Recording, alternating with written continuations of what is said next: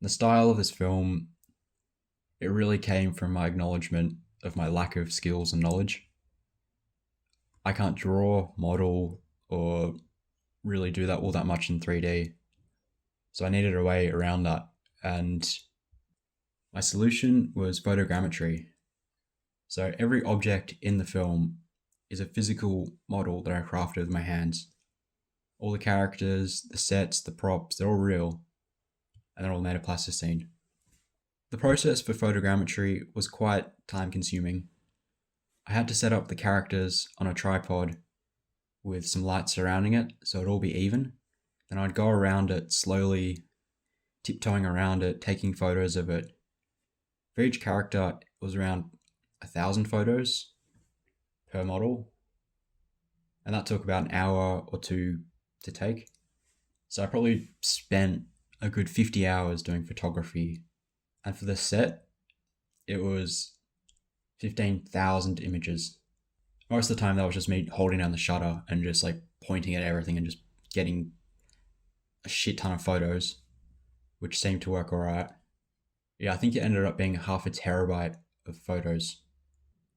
Once I had the photos, I brought them all into reality capture.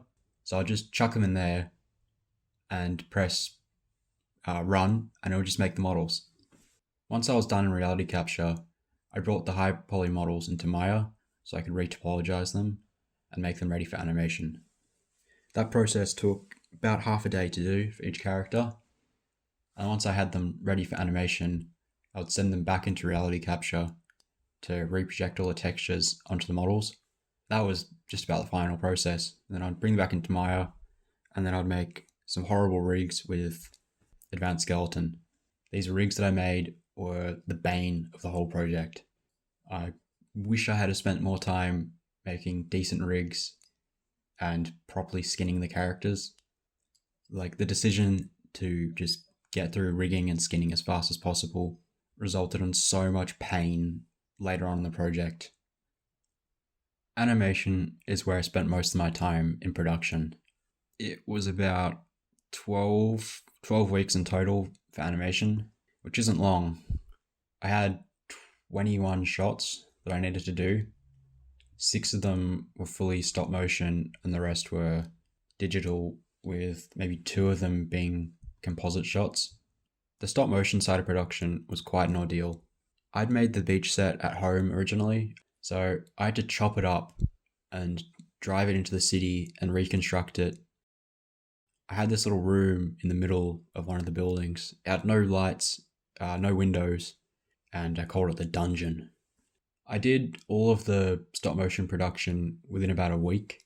Every shot I had to retake it like 3 times because my stop motion was so bad. But eventually I got it all done and I was reasonably happy with it.